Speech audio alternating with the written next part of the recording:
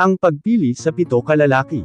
Gawa Kapitulo 6 versikulo 1 hanggang 7. Niadtong panahuna, nagkadaghan ang mga sumusunod ni Jesus.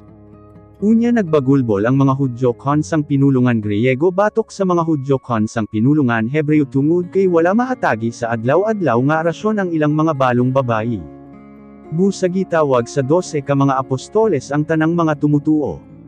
Ug miingon sila, dili maayo nga pasagdan namo ang pagwali sa pulong sa Dios aron magatiman lamang sa material nga mga pagtabang.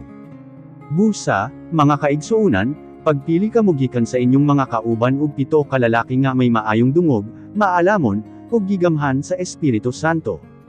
Sila mao ang atong padumalahon nining mga material nga mga pagtabang. Ug kami, ang among panahon gamiton namo sa pagampo ug sa pagsangyaw sa pulong sa Dios. Miuyon ang tanang mga tumutuo sa giingon sa mga apostoles.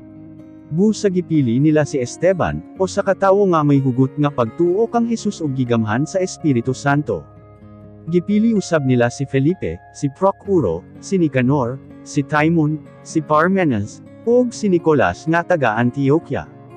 Kini si Nicolas dili Hudyo, apan mibalhin sa relihiyon sa mga Hudyo.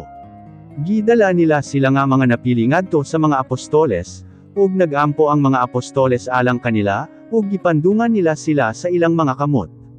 Busa mipadayon pagkaylap ang pulong sa Dios. Daghan pagayod nga mga taga Jerusalem ang nahimong sumusunod ni Jesus, ug daghan usab nga mga pari ang mituo kanya.